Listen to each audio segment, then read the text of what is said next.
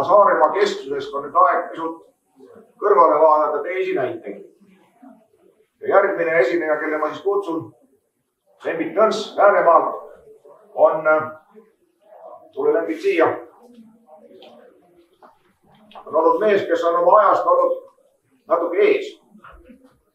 Peamiselt riigikaitse ja meie kodanikukaitse valdkonnas. Lembit oli Kaitseliidu taasasutaja, Rahvusliku Kaitsealgatuskeskuse staabiülem siis, kui meil kehtis veel Nõukogude võim. Ja selles olukorras sai ta ka siis meie eksiilvalitsuselt kolonelleitnandi auaste. See, kuidas elu siin maailmas on kujunenud, keegi peab olema eestvedaja, keegi peab olema algataja. Ja kui me tänast olukorda, mida siis Kaupo ja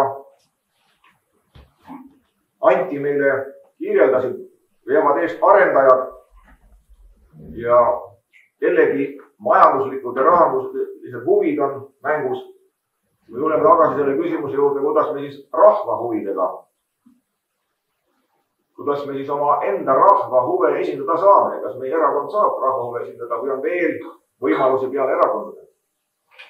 Ja selles osas on Lembitul pikaajaline kogemus põlisrahvaste sihtasutusest, mis on Eesti territooriumil elavate põlisrahvaste sihtasutus, on teinud koostööd teiste sarnastega ja on siis loonud selle aluse,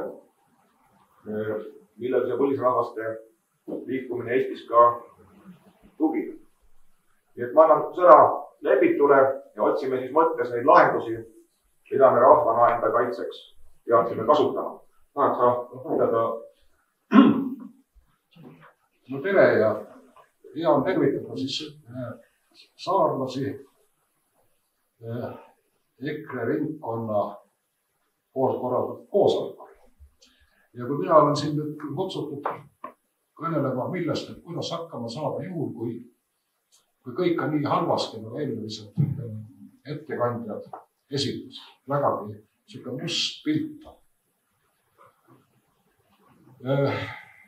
Kuidas siis nüüd vaadata ja selles valguses, et kõigi ettekandjate sõnastusest jooksis läbi selline sõna meie.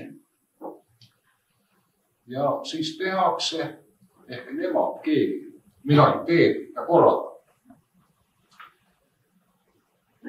Siin see küsimus ongi meie ja nemad. Me väga hästi, jälle mina ütlen ka me, paljud oskavad kirjeldada, et nemad teevad midagi niimoodi ja see on nagu paratamatu, vääramatu, mille vastu nagu seista võimalusi pole.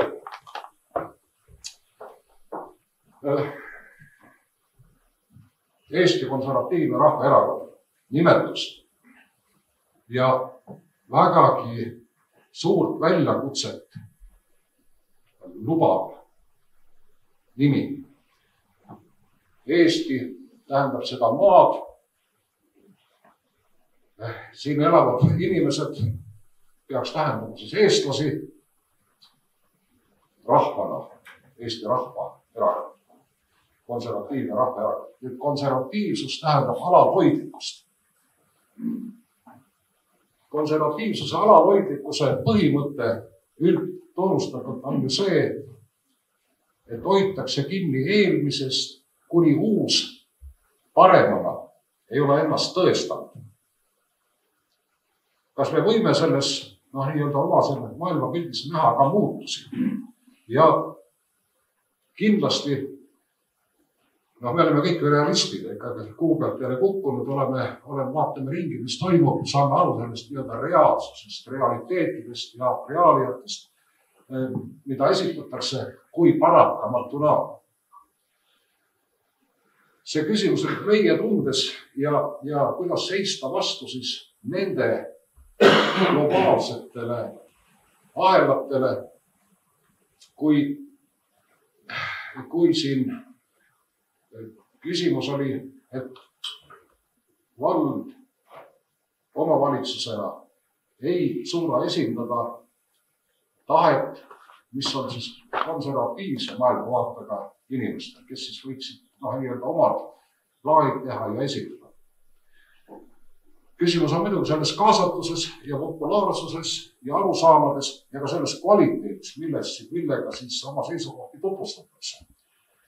Ja kui siis näha seda suurt pilti, kus peab tegutsema erakond, seesama alalhoidlik rahvaerakond, konservatiivne, siis tulemused on need, et selle Eesti rahva toetus on kindlasti selline, enam-vähem kindlalt ikka 20%. See jaguneb muidugi teiste selliste rahvuslikuks nimetavate erakondade vahel. Killustub, jaguneb ja ühtset meiet ei moodusta, ikkagi on konkurents. Ja nüüd siis on küsimus, kuidas siis see konkurentsis osaleb see valitsev meie erakonnana. Erakond tähendab ju, see tähendab ju mingisugust kogukondlikust konservatiivne kogukond laiemas mõttes. Kuidas see ellu jääks? Kuidas ta oma põhimõtteid saaks tutvustada niimoodi, et soovimata liikmeskonda nii-öelda kasvatada 10-kordseks, mis on kindlasti võimatu. Aga et valijad õigeaegselt leiaksid kõhklematult teeks oma valiku kõhklematult ilma, et tekiks küsimusi, mida siis lubatakse, mida esindatakse ja mis on tulemused, mis me üldse saame. Nemad ju lubavad seda kõike nemad. Selget juttu esitades on asi niimoodi, et eks kõik kogukonnad koosnevad väiksematest kogukondadest ja antud hetkel territoriaalselt. Saaremaa ringkond on ka üks kogukond. Nii erakonna sees kui ka koos oma valijatega siin samal Saaremaal. Kui sellel samal kogukonnal on päris kogukonna identiteet, selle sama kohaliku päris kogukonna, põliskogukonna identiteet, siis see eristab selle püsiväärtusi hoidvat kogukonna liidest või liigliha sellest, et ühed toovad siis maale kõikvõimalikke innovatiivseid jutuvärkides asju. Varad ja põlised, need näevad nendes asjades ohtu oma eksistentsile. Kui 1913. aastal elas siin samas Saaremaal ilma igasuguse elektrita 90 000 inimest Saarest, Põlist, suures enamuses. Siis nüüd 100 aasta pärast on juhtunud 110 aasta pärast. 3 korda on vähenenud. Nüüd, mis on nendest inimestest saanud? Kas keegi nendest peab ennast veel saarlasteks? Kas siin koha peal ei pea? Peetakse ennast suure rahva osaks, mille segmendina siis, Saaremaa elanik kohaliku omavalitsuse piires midagi püüab kujundada. Sellega ei eristuta mitte millegi ka pseudokogukondadest, olgu see siis LGBT kogukond, ma ei tea, Facebooki kogukond või mis iganes. Identiteeti, põliskogukonna identiteeti saab käsitleda niimoodi, et tegemist on kindlal territooriumil pikka aega elanud inimeste kogukonnaga, kellel on ühised elulised huvid. Ja soov neid asju siis nii-öelda mõistlikult lahendada. Mõistlik lahendamine näeb ju nii välja, et inimesed omavad eelnevalt informeeritud ehk teadlikku nõusolekut kõigile tegevustele, mida siis nende maa peal kavatsetakse kujundada või korraldada. Kas see kolka patriotism? Mõne arvates kindlasti, kui sa oma kodukohta kaitsed. nii võib öelda. aga kes seda öelda saab? Kes ütleb seda, et keegi on Kolka patrioot, ta on saarlane, ta on põline, ta tahab oma kodu ja kodu ümbrust, oma maad hoida. Maa on ju selline väärtus, mille kohta ütles keeleteadlane Indrek Park. On palju kohanud ja suhelnud põlisrahvastega Põhja-Ameerikas. Siis talle pannakse alati pannakse südamele seda, et mida juurde ei tule, on maa. Kui te selle ära annate, siis ei ole enam midagi. Teil jääb võimalus omal ära hoida. Mis siis tulevik on? Põlisrahva õigused võimaldavad selgelt kaardistada need võimalused, mis on maailmas üldtuntud õigustena. Need ei ole ei meie ega teie ise välja mõeldud, pähe löönud mingid õigused. Need on erinevate põlisrahvaste poolt pikka aja jooksul, üle 50 aasta võttes see protseduur aega, kui need asjad said rahvusvahelise õiguse dokumentiks. Kui sellest kinni pidada, mitte et ma ründaksin seda sama suurt ja tervet jutumärkides Eesti rahvuskeha, siis vaatame kõigepealt, mis asi see rahvuskeha on täna.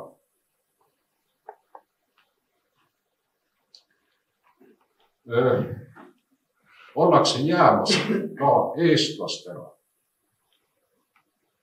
vähemusse omal maal. See on paarikümne aasta küsimus.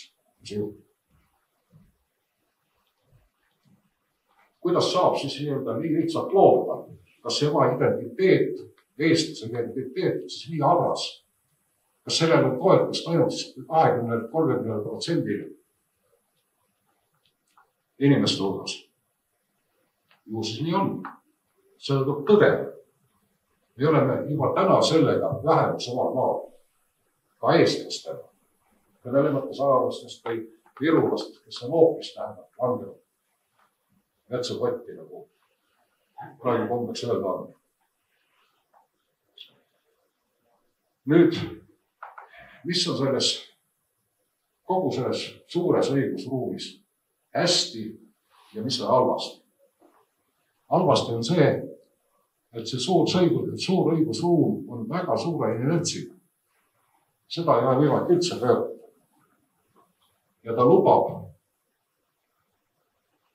nende oma valdusalade või valitsejatele lojaalsuse eest väga palju. Siit olid ka need samad Kaupo poolt toodud näited, käitutakse kas kolonialistlikult või neokolonialistlikult.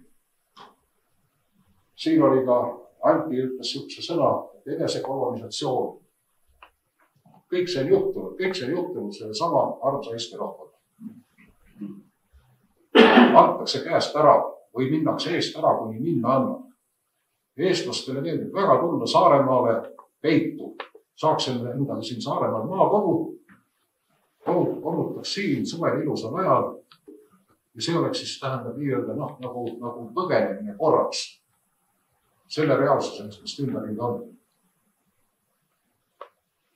Vähesed veelvad oma nägu maad, nagu Saaremaal. Nende seda identiteeti hoides on see hoopis tähendab lihtsam, kui on mida hoida, taastada midagi seal Virumaa idaosas. Põlistraditsioonidele rajanema. Ja näete isegi, kui keeruline isegi sellele mõelda, keel tõugub kõnelemist, mida teha vajadaks. Kuidas siis edasi? Kui Eesti valitseva rahva eliit rõõmsalt deklareerib, et Eestis elab juba 243 emakeelega inimest või rahvast, 243 emakeelt. Selle hulgas, selle 243 keele hulgas ei ole marokeste keeli, marokeste setode ei ole seda pärandit, mis on veel saarlastel säilinud, mida valitsev ideoloogia nimetab murdeks või murrakuks, eesti keele murdeks või murrakuks. See suhtumine on mitte ainult saarlaste suhtes niimoodi, see on ka võrokestel. Võrokestel on probleem, kuidas nad saaksid oma keele tunnistada põliskeeleks olemata murrak. Siis ei. Keskne eestlus sõjab sellele vastu. Olete murrak, olete subetnus ja jutt sellega lõpeb.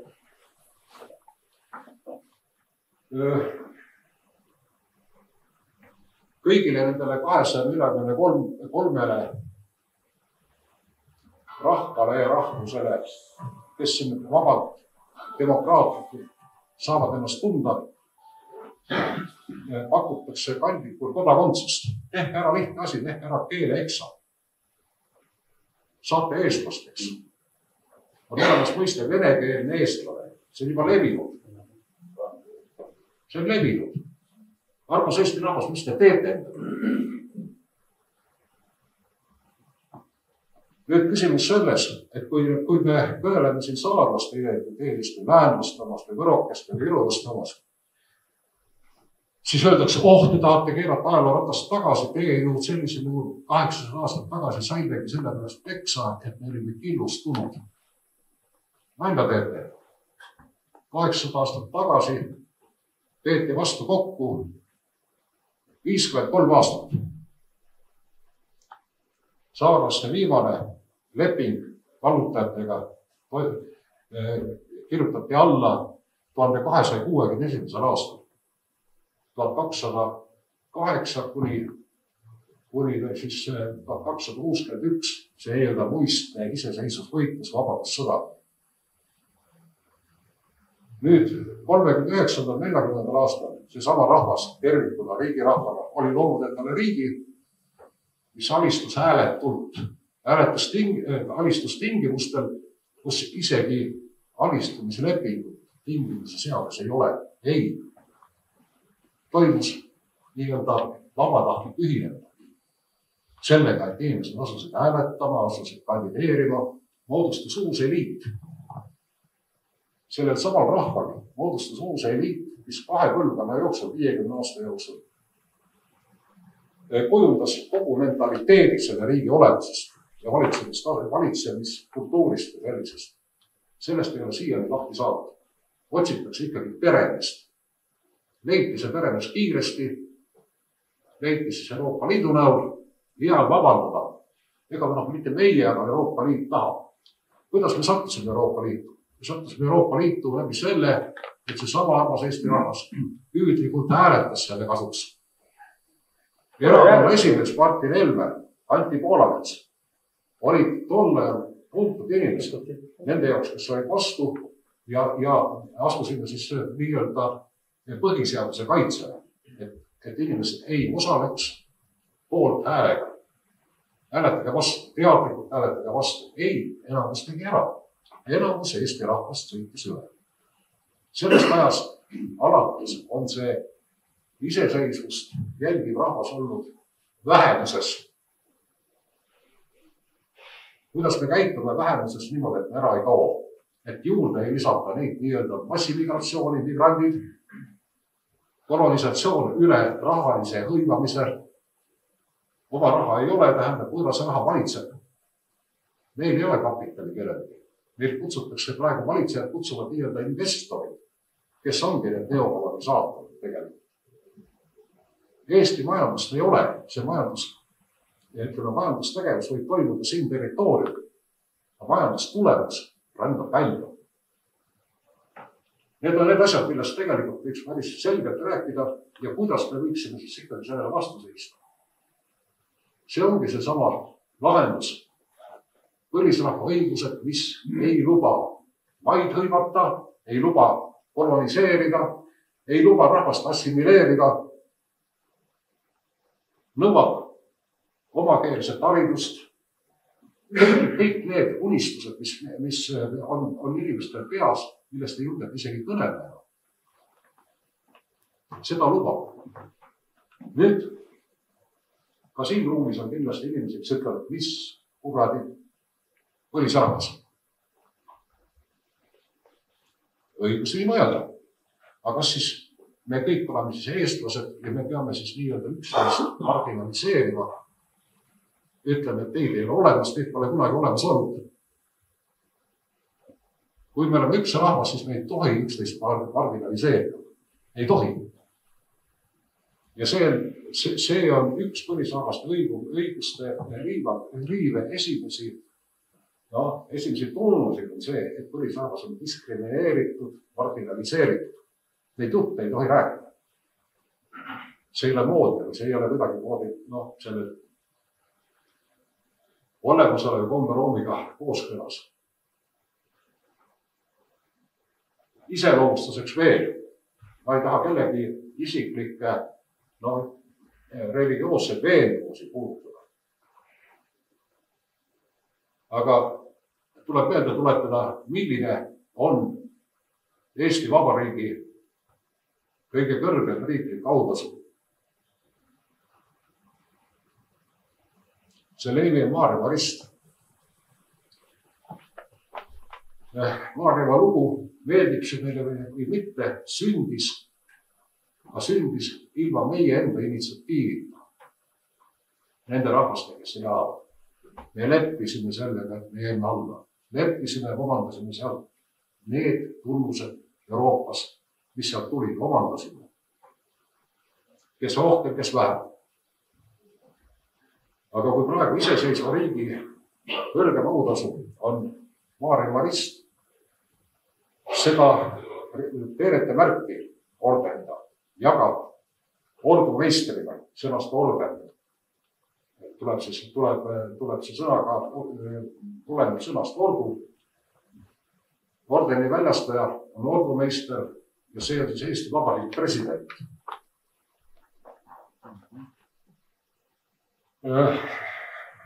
Kuidas oleks, kui mõni põlis Ameerika rahvas iseseisvub ja ta kehtestab enda kõrgema riikliku autasuna Columbuse või kindral Kasteri autasu. See oleks mõistetav, kas me saaksime sellest aru. Ja siin küsimus oli selles, et kuidas see eestlane suhtub asjadesse ja mida seesama mõtlemine, mida elevant mõtleb ja mida teised minust mõtlevad. Siin oli ka anekdoot, ma räägin kahe kulunud anekdooti, see ei otsa praegu. Me oleme kõik kindlasti natuke esinud ja pilpinud. Põrgu.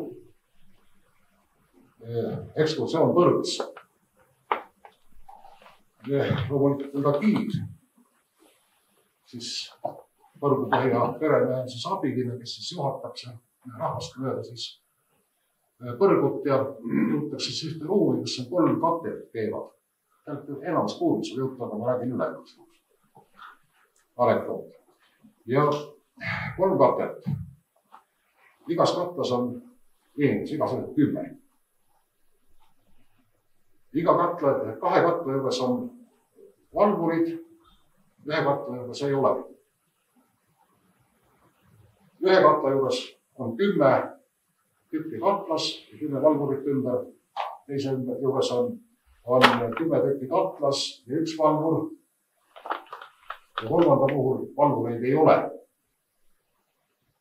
Siis küsitakse giidi käest, miks see nii on, et kuidas see siis asi välja näeb.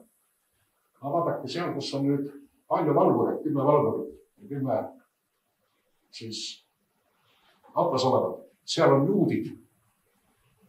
Seal piisab sellest, kui keegi ajab näpu katla serva taha, siis kõik valivad korraga välja. Selge vastus käes. Nüüd teine katel, kus on 1 valvur ja 10 siis kannatajad seal sees. Seal on sakslased. Need on kuulekad. Keegi hakkab ronima, sõitab talle tagasi, suruk ja kõik kohe tähendab nii-öelda kuulekule. Ja ka kolmandas ei ole ühtegi valvurit. Kõik see on siis nii-öelda praegu. Seal on eestlased. Seal on niimoodi, et kui keegi tahab välja ronida, siis teised isuvad tagasi. see on üks väga hea kuju, aga tähendab, liiga pikaks läks praegu sellega. Mis ma siia tahan veel öelda, et olge nii head siin erakonnakaaslased, ma olen ise ka EKRE liige. Püüdke teineteist üksteist ära kuulata. Kuulake üksteist ära, saage aru argumentidest. Leidke aega ilma ametliku koosolekuta, tähendab selliseid nii-öelda hääletuskoosolekut pidada, vaid istuge maas, pidage nõu, mis on millest kasu, milline on parem lahendus. Konservatiivne maailmavaade lubab seda. Kui eelmine ei tööta, võtame teise, võtame parem, jõustame parema ja sobilikule. Nii ta on. Kuidas liituda siis sama põlisrahva liikumisega? Jah, võib-olla tõesti, et mõned inimesed, kes seda liikumist juhivad, võivad olla vastuvõetamatud isikid. Ei, asi on suurem. Asi on suurem kui need inimesed. See, mida aetakse, on suurem. Hoiame kokku. Aitäh!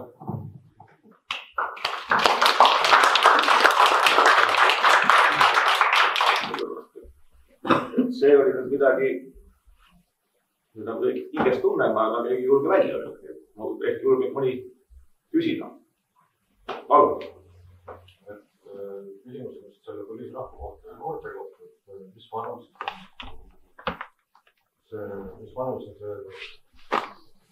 mis vanuses võib ennast põlisrahva liikmena kuulutligu määrata.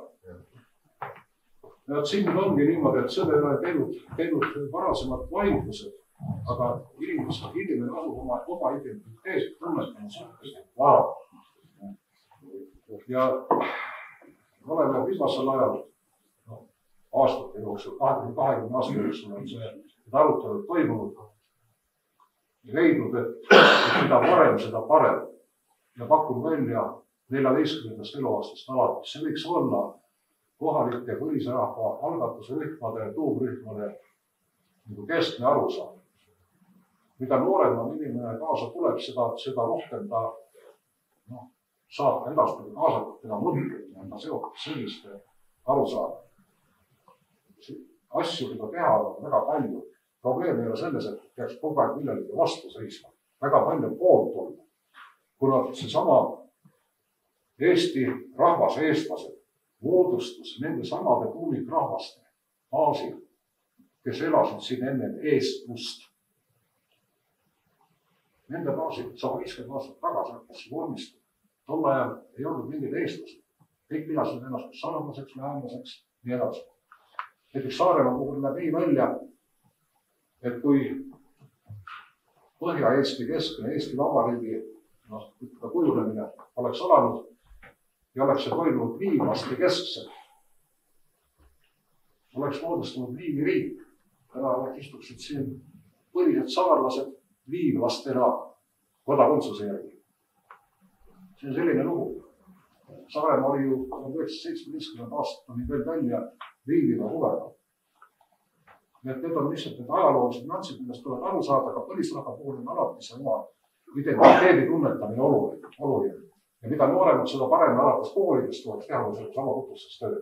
Mis asi on põlisrahvast, mis on meie enda kultuur? Sellele tuleb uuesti kuju juurde mõelda, tähendab, millega nad olnud. Ma võtan korraks selle mikrofoni. Mul tuli üks paralleel siia sellele kohta, mis Lembit meile ütles. Mille pool me siis saame olla? Kui osad meist on siis määratlenud ennast põlisrahva hulka kuuluvaks, siis ei ole ju eestlaste vastu. Aga see, mille poolt me eestlastena, olles samas Eesti kodanikud saame olla, on just nimelt toetada seda põlisrahva algatust. Et saame väga hästi olla põlisrahvaste algatuse poolt, olles Eesti. Ma unustasin seda öelda, ma pidin improviseerima, minu see ettevalmistatud kõne on hoopis teistsugune tegelikult. Hoopis teine. Tähendab, põhiseaduse preambula Eesti rahvuse, keele ja kultuuri kestmine läbi aega. Ja see sama lipukiri. Eesti on sees, rahvus on sees, Rahvaerakond.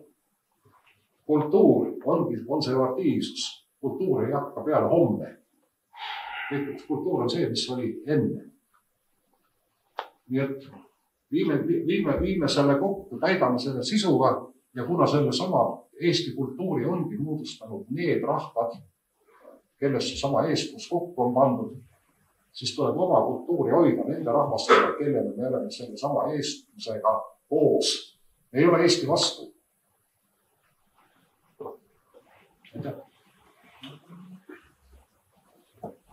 Tänan.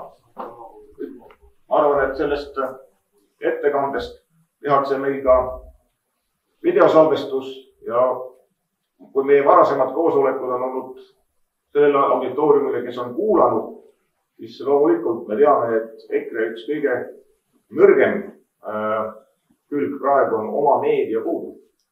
Meie sõnumeid riiklik meedia ei avalda ja kohalik ka mitte. Kui me oma koosolekutest, oma mõtetest, oma ettekannetest, oma liikmetele ei suuda oma sõnumit edastada, siis me oleme veel arengu alguses. Ja üks küsimus oli veel.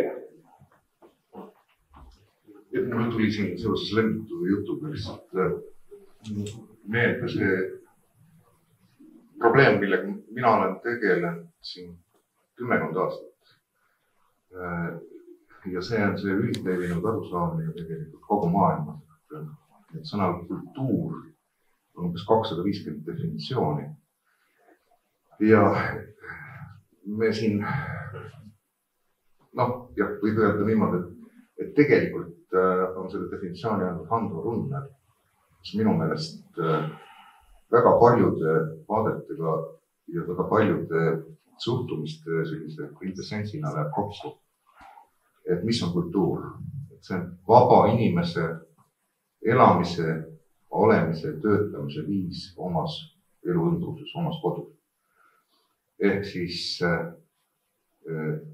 ei saa olla niimoodi, et me saame inimese ühest kultuurist tuua teise, et me saame viia Eskimo Saharasse või Tuaregi viia Eskimode juurde. Miks? Sellepärast, see on natuke suur vahe küll, aga sellepärast, et igas piirkonnas, ütleme, Mägises Lõuna-Eestis või siin mererannas, inimestel on omad viisid, kuidas nad oma elukeskkonnast saavad kätte oma elatise, mida nad on aastatuhandeid andnud lastele oma järgmine edasi. Tänu sellele on tekkinud omad viisid, kuidas käiakse ümber, olgu see loodusega või tööriistudega. Tänu sellele on tekkinud omad viisid, kuidas suhtutakse naabritesse, kuidas käitutakse kogukonnas. Tänu sellele sealt kasvavad välja kõik sellised asjad, mida me nimetame praegu, mis on juba artefaktid, ütleme, alates rahvarõivastest ja muudest asjadest ja rahvalaulust. Ja sinna peale saab kasvada siis see kultuur, mida me nimetame Eesti kultuur. See on see jällegi Runneli sõnum, ta oskab nii hästi ja on sõnastada, et paljud inimesed arvavad, et kultuur on midagi sellist, mida teatris, kinos või kuskil kultuurimajas tehakse ja siis rahvale esitatakse. Et ei, see ei ole kultuur, see on ainult kultuuri pealsehitus. Kultuuri juured on selles samas kohalikus iseolemises ja see vabade inimeste iseolemises. Mis tähendab vaba? Miks vaba?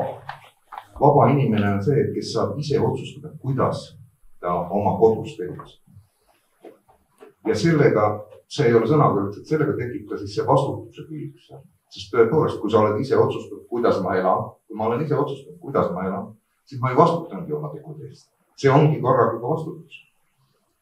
Vaba sellisest vastutusest, vaba oma tegude tagajärgedest, kaks seisust on reasõdur, kes peab alluma käsklustele, kelle üle normaalsed riigid kohtu mõistavad, et on selle Nõukogude Liidu kõrval. Ja ori. Rohkem seisuseid ei ole. Nendele kahele on tõesti see seisus, et kuna nad ise ei otsusta, mida nad teevad, siis nad ei vastuta oma tegudest. Aga need inimesed, kes elavad keset mingit kultuuri, paratamatult nad vastutavad oma tegude eest. Ja siit see minu meelest seob kogu selle asja kokku, see seob kokku ka selle, miks meil on vaja oma kultuuri kaitsta ja mis see kultuur siis on. Et ei saagi midagi muud olla, kui ta saab olla ainult nende vabade inimeste erinevate eluviiside, kui me oleme leppinud kokku, et meil on üks rahvusriik, väga tore. Aga see ei tähenda seda, et me oleme üks pudru või kapsel. Tähendab seda, et meil on omad kultuurid, millest kokku moodustub see.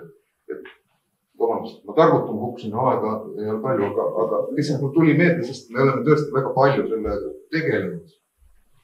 Ma tänan ka selle lisa eest ja lähme siis oma kultuuri käsitlusega edasi.